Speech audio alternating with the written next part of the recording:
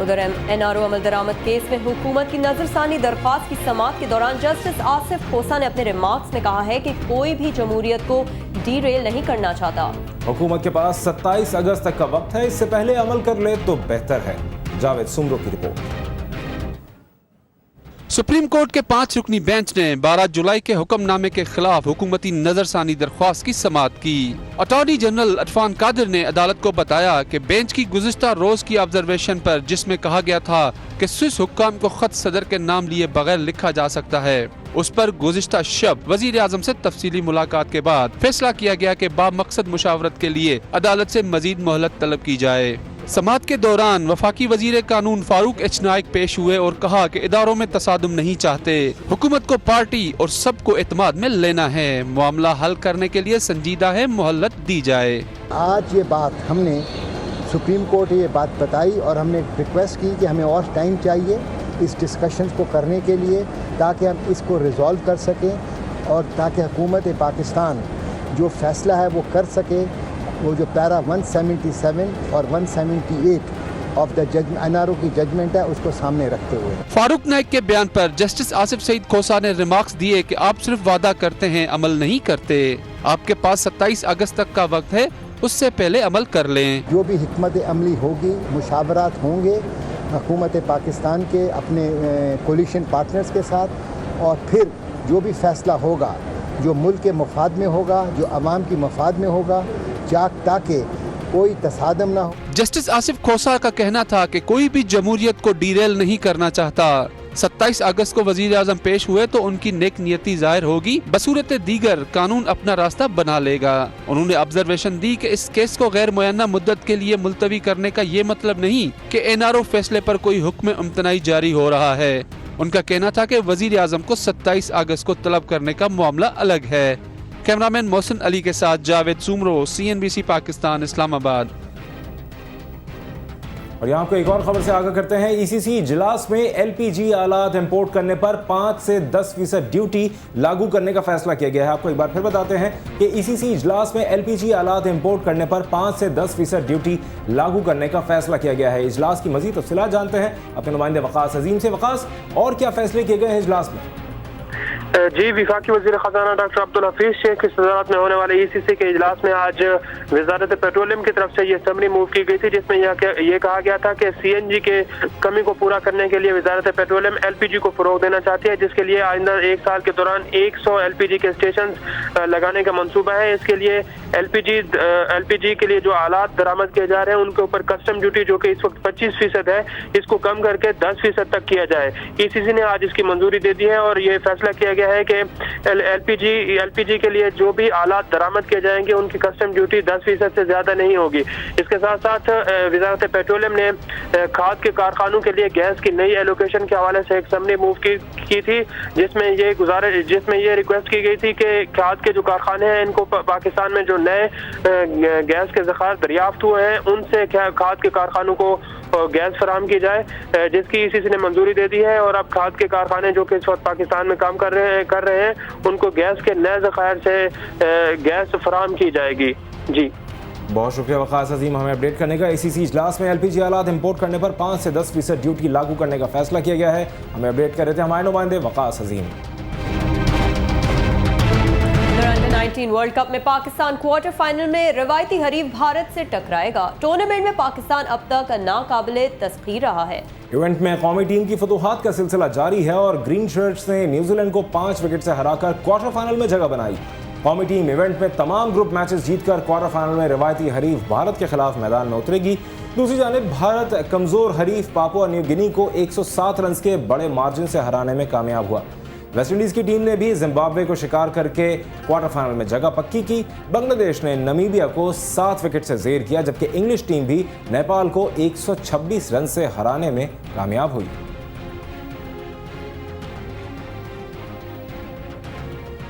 اور کچھ بات ہو جائے ٹینس کی. ومبلڈن چیمپئن راجر فیڈرر نے رافائل نڈال کے US اوپن نہ کھیلنے کے فیصلے پر مایوسی کا اظہار کیا. بالکل، عالمی درجہ بندی میں سر فہرست راجر فیڈرر نے ایک گفتگو میں کہا ہے کہ ان کی رافائل نڈال سے بات ہوئی ہے. घुटना जख्मी होने के बायस वो यूएस ओपन में शरीक नहीं हो सकेंगे। फेडरर ने कहा है कि राफेल नडाल एक ज़बरदस्त फाइटर हैं और यूएस ओपन में उनकी शिरकत ना करना शायकीन टेनिस के लिए अच्छी खबर नहीं। फेडरर ने कहा है कि टूर्नामेंट शुरू होने में अभी 12 दिन बाकी हैं और इतने दिन पहले टूर्नामेंट से अपना नाम लेने का मतलब ये है कि नडाल की चोट संजीदा नौयत की है। फेडरर के अलावा नोवाक जोकोविच और एंडी मरे ने भी नडाल के फैसले पर अफसोस का इजहार किया है। दोनों ने उम्मीद जाहिर की है कि फिट होकर यूएस ओपन में वापस आ जाएंगे।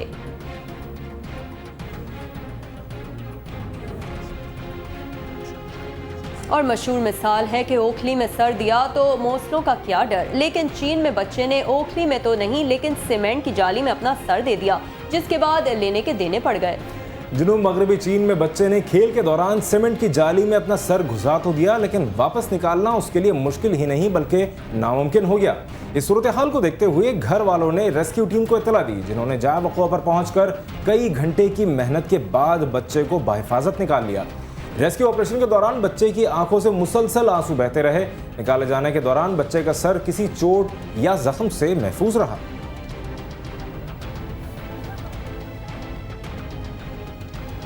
और सुप्रीम कोर्ट में NICL केस की समाअत में FIA ने केस में पेशरफ्त से मुताल्लिक रिपोर्ट पेश की, जिसमें रकम की रिकवरी और अयाज नियाजी का तकर्रुर के खिलाफ किए गए इक़दाम की तफसीलात शामिल हैं। बिल्कुल, FIA ने सुप्रीम कोर्ट को बताया है कि NICL स्कैंडल केस में मुल्जिम मोहसिन वड़ाइच को ब्लैक लिस्ट किया जा चुका है।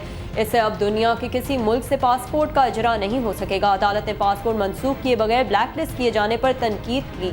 जस्टिस जवाद ख्वाजा ने कहा है कि कौम का इतना पैसा गबन हो गया, FIA बैठी हुई है, क्या बाअसर अफराद FIA की दस्तरस से बाहर हैं। जस्टिस जवाद ख्वाजा ने कहा कि ये अजीब बात है कि पुराना पासपोर्ट मनसूख नहीं किया गया बल्कि ब्लैक लिस्ट कर दिया गया। चीफ जस्टिस से स्कैंडल में लौटाया गया पैसा कौम का है, जैसे भी हो वापस लाएं।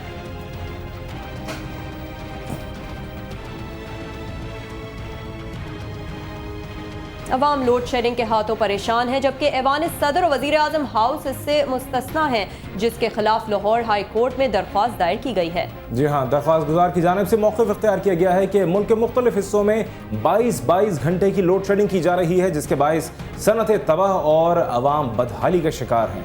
वापडा ने अहम मकामात और इमारात को लोड शेडिंग से मुस्तस्ना करार दे रखा है, जिसकी वजह से VIP शख्सियात को लोड शेडिंग के अजाब से वास्ता ही नहीं पड़ता।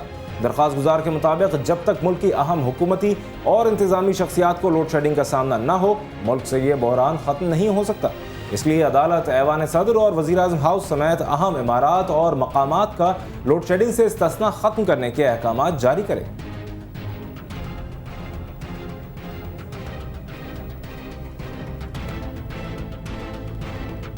सूरह रहमान को नाइफ वर्क से दिलकश और खूबसूरत अंदाज में खत दीवानी में पेंट करने वाले पाकिस्तान के पहले मुसव्विर फरीद दुरानी इस शाहकार की तख्लीक को अपने लिए रब ताला की किसी नेमत और सादत से कम नहीं समझते। कराची से मोहम्मद अनवार की रिपोर्ट।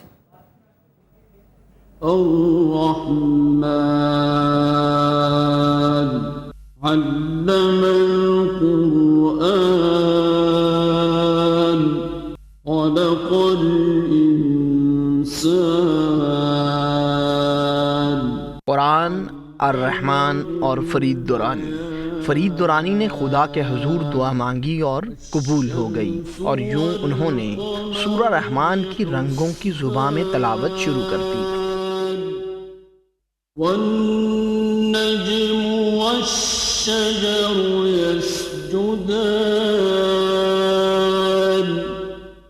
मेरी ख्वाहिश थी कि इस सदी में 2000 में मैं सूरह रहमान पर काम करूं, लेकिन कई रुकावटें बीच में आईं, लेकिन अल्लाह ताला ने मेरी मदद की और इसमें कामयाब हुआ और मैं सूरह रहमान लिखने में, और आज मैं फ़ख्र से कह सकता हूँ कि सूरह रहमान लिखने में सादक़ैन साहब के बाद मेरा नाम है। और तुम अपने रब की कौन कौन सी नेमत को झुटलाओगे। फरीद दुरानी ने सूरह रहमान को 37 पेंटिंग्स में ख़त दीवानी का इस्तेमाल करते हुए 3 साल में मुकम्मल किया।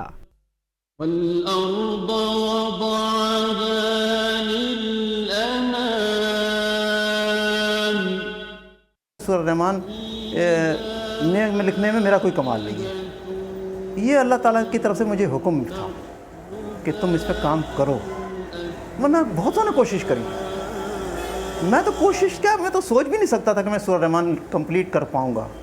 والحب ذو العصف والريحان فبأي آلاء ربكما تكذبان. سورہ رحمان نے مصوری کرنے والے فرید دورانی کی زندگی ہی بدل دی، جس کو وہ ایک نعمت قرار دیتے ہیں. میرے مزاج میں نرمی پیدا شروع ہونے لگ گئی، مجھے بیماریاں دور ہونے لگ گئی مجھ میں سے جسمانی، میرے مالی حالات بھی اچھے ہونے لگ گئے، میرے گھر میں تکلیفیں اور بیماریاں بھی ختم ہونے لگ گئیں. فرید دورانی کے مطابق نائف ورک میں خط دیوانی کا استعمال کر کے سورہ رحمان مکمل کرنے والے وہ پہلے پاکستانی خطاط ہیں. کیمرامین عمران خان کے ساتھ محمد انوار، CNBC پاکستان، کراچی. تبارك اسم ربك ذي الجلال والإكرام.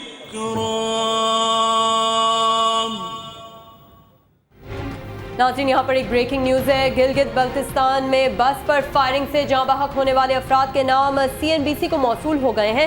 جاں بحق افراد میں قاری حنیف، غلام نبی، مشرف یعقوب، ڈاکٹر نثار، اشتیاق M مظہر شامل ہیں، جبکہ جاں بحق افراد میں سے 13 کا تعلق استور سے ہے. ایک بار پھر آپ کو بتاتے ہیں، گلگت میں بس پر فائرنگ کا ایک افسوسناک واقعہ پیش آیا ہے. CNBC پاکستان کو جاں بحق ہونے والوں کے نام موصول ہو گئے ہیں. جاں بحق افراد میں قاری حنیف، غلام نبی، مشرف یعقوب، ڈاکٹر نثار، اشتیاق M مظہر شامل ہیں، جبکہ جاں بحق افراد میں سے 13 کا تعلق استور سے ہے.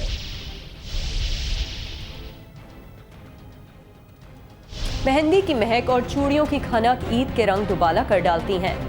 اسی لیے تو خواتین کے لیے مہنگائی بھی ان کی خریداری میں حائل نہیں ہو پاتی. مزید جانتے ہیں نادیہ مرزا کی اس رپورٹ.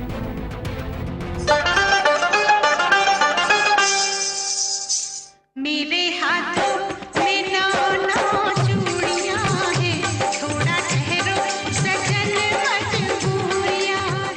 کہتے ہیں کہ چوڑیاں بنا خواتین کی کلائیاں سہنی لگتی ہیں، تبھی تو چمکتی دھمکتی رنگ برنگی چوڑیوں اور مہندی کے سٹالز عید پر خواتین اور لڑکیوں کی توجہ کا خاص مرکز ہوتے ہیں. جب تک دوشیزاؤں کی ہتھیلیوں پر مہندی نہ سجے اور کلائیوں میں کھنکتی چوڑیاں نہ ہوں، عید کے رنگ مکمل نہیں ہوتے. خواتین اور لڑکیوں کا کہنا ہے کہ مہنگائی کا شکوہ اپنی جگہ، مگر عید کی خوشیاں اور رونق تو انہی رنگوں میں بسی ہیں.